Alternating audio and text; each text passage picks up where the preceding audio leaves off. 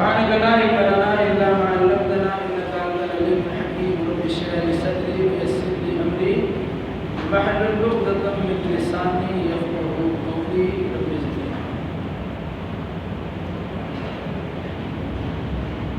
اعلان کرتا عنوان کے تحت سورہ اعراف کی ایک آیت کریمہ پڑھی گئی ہے۔ انشاءاللہ الرحمن اسی آیت کریمہ کی روشنی میں کچھ باتیں آپ کے سامنے آئیں۔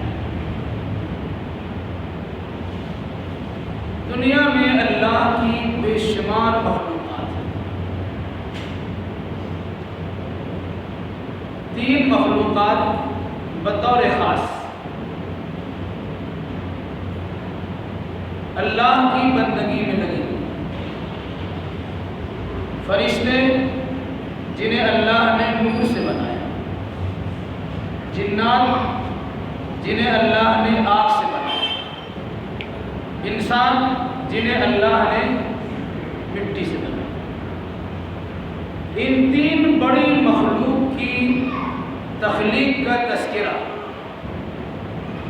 اور مادہ تخلیق کا تذکرہ قرآن و حدیث میں صراحت کے ساتھ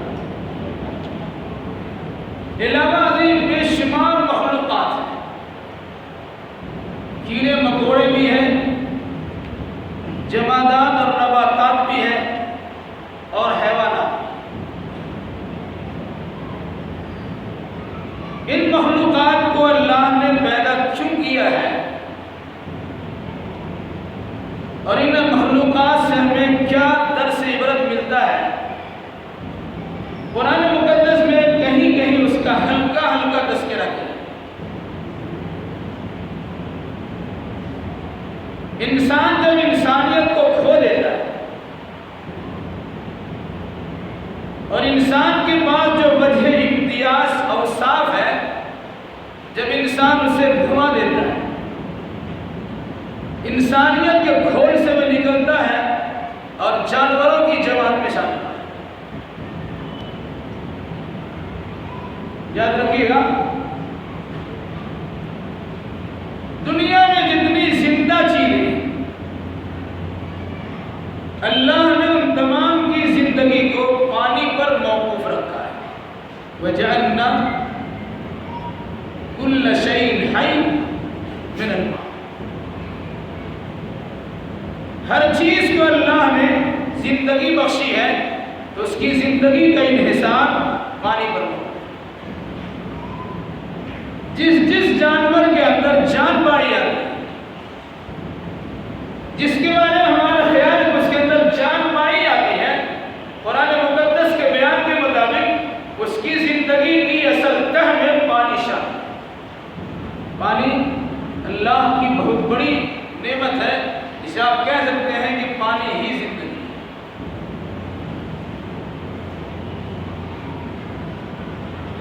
جانوروں میں چھوٹا جانور بھی ہے، بڑا جانور،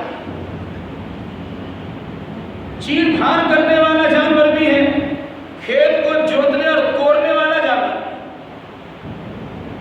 شکار کرنے والا جانور بھی ہے، اور باغ برداری کرنے والا جانور، معقول اللحم جانور بھی ہے اور غیر معقول اللحم جانور بھی۔ معقول اللحم سے مراد وہ جانور جس کا گوشت کھایا جاتا ہے، اور غیر معقول اللحم سے مراد وہ جانور جس کا گوشت نہیں کھایا۔ جن جانوروں کا گوشت کھاتے ہیں انہیں قرآن مقدس میں بہیمۃ الانعام کہا گیا۔ وہ مویشی جانور جسے اللہ تبارک و تعالیٰ نے چوپایا بنایا، مویشی بنایا، انسان کے کھانے کے لائق بنایا۔ البتہ کچھ جانور ایسے بھی ہیں جن کے 4 پاؤں ہیں لیکن وہ کھائے نہیں جا سکتے۔ انشاءاللہ اس کی بدعت ابھی آپ کے سامنے آئندہ ہے۔ سورہ اعراف کی جس آیت کریمہ کا ترجمہ پڑھا گیا، میں اس عنوان پر آتا ہوں جس کا اعلان آپ کے سامنے کیا گیا، حیوانات قرآنی، وہ جانور جن کا تذکرہ قرآن میں کیا گیا۔ قرآن میں تذکرہ کرنے کا انداز بڑا نرالا کس مقصد سے اللہ نے قرآن میں اس کا ذکر کیا ہے، اگر انسان اس پر غور و فکر کرے تو اس کی زندگی سنور سکتی ہے اور اس کے اندر تبدیلی پیدا ہو سکتی ہے۔ ایک چیز کا ہلکا سا تذکرہ آپ کے سامنے کیا تھا، وَلَقَدْ زَرَعْنَا لِجَهَنَّمَ كَثِيرًا مِنَ الْجِنِّ وَالْإِنسِ، اللہ کہتا ہے کہ ہم نے بہت سے جنات اور انسان کو جہنم ہی کے لیے پیدا کیا۔ قرآن کے انداز پہ غور کیجیے گا، وَلَقَدْ زَرَعْنَا لِجَهَنَّمَ كَثِيرًا مِنَ الْجِنِّ وَالْإِنسِ، ہم نے بہت سے انسان کو اور بہت سے جنات کو جہنم ہی کے لیے پیدا کیا۔ کون سا انسان جہنم میں جائے گا اور کون سا جنات جہنم میں جائے گا، قرآن اس کا تذکرہ کرتا ہے۔ لَهُمْ قُلُوبٌ لَا يَفْقَهُونَ بِهَا، ان کے پاس دل و دماغ ہے لیکن وہ سمجھتے نہیں۔ وَلَهُمْ أَعْيُنٌ لَا يُبْصِرُونَ بِهَا، ان کے پاس تو آنکھیں لیکن دکھائی نہیں دیتا۔ لَهُمْ آذَانٌ لَا يَسْمَعُونَ بِهَا، ان جنات و انسان کے پاس کان ہے لیکن ان کو سنائی نہیں دیتا۔ أُولَٰئِكَ كَالْأَنْعَامِ بَلْ هُمْ أَضَلُّ، یہ انسان اور یہ جنات چوپایا جانور کی طرح ہے بلکہ اس سے بھی زیادہ گمراہ اور کیا ہوتا ہے۔ أُولَٰئِكَ هُمُ الْغَافِلُونَ، یہ سب کے سب غافل۔ اگر کسی انسان کو جانور کہہ دیجیے غصہ ہو جائے، لیکن قرآن میں انسان کو جانور کہا ہے۔ ہم عرض کریں گے تو شکایت ہوگی، اگر ہم آپ سے کہتے ہیں کہ آپ جانور ہیں تو آپ میں سے باہر ہو جائیں، قتل و غارت کریں کہ آپ بازار میں نہ ہو جائیں، اس طرح کی نوبت آئے گی کہ کسی گردن ماری جا سکے آپ جانور ہیں، لیکن قرآن کہتا ہے کہ آپ جانور ہیں۔ ویسے اصول کے مطابق منطقی اور فلسفی انسانوں نے جب اللہ کی مخلوقات کی تقسیم کی ہے تو انسان کو بھی جانور ہی کہا ہے۔ یہ الگ سی بات اس میں شامل کیا حیوان ناطق اور حیوان غیر ناطق، بولنے والا جانور اور نہیں بولنے والا جانور۔ مراد ایسی بولی بولنے والا جانور جس کی بات سمجھی جاتی ہے اور ایسی بولی بولنے والا جانور جس کی بات سمجھی نہیں آتی۔ اسی مناسبت سے کہتا ہے انسان ذوی العقول اور غیر ذوی العقول، عقل والا اور غیر عقل والا، جس کے پاس عقل ہے وہ انسان ہے اور جس کے پاس عقل نہیں ہے وہ جانور ہے۔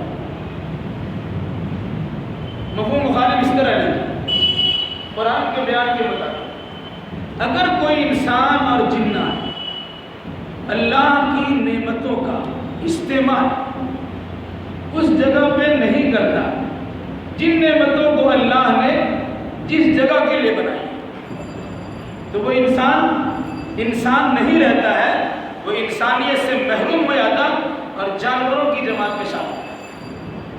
تین چیزوں کا تذکرہ بطور خاص اللہ نے کیا۔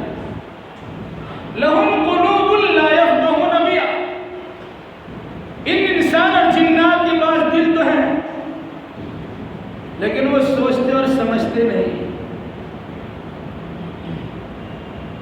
لَهُمْ أَعْيُنٌ لَا يُبْصِرُونَ بِهَا، ان کے پاس آنکھ تو ہے لیکن دیکھتے نہیں۔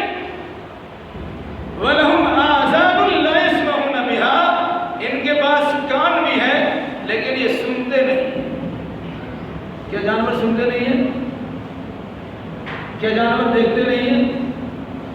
کیا جانور اپنے ماتھا کا استعمال نہیں کرتا ہے؟ ایک ڈنڈا پڑتا ہے سب جانور ٹھیک ہو جاتا ہے۔ دیکھتا ہے انسان کو دوڑاتا ہوا بھاگ کھڑا ہوتا ہے، انسان کی آنکھ کو سنتا ہے دوڑ مارتا ہے، تو سنتا بھی ہے وہ دیکھتا بھی اور سوچتا بھی، لیکن اس کے باوجود انہوں نے کیا کہا؟ یہ انسان جانور بن گیا ہے کہ ان کے پاس دل و دماغ ہے لیکن سوچتا نہیں ہے، ان کے پاس آنکھ ہے لیکن دیکھتا نہیں ہے، ان کے پاس کان ہے لیکن سنتا نہیں ہے۔ برا ایسی چیزوں کی سوچ جو انسان کو جنت میں لے جائے ویسی سوچ نہیں رکھتا ہے، ایسی سوچ جو انسان کو جہنم سے بچا لے ایسی سوچ اختیار نہیں کرتا ہے، تو وہ انسان نہیں رہتا،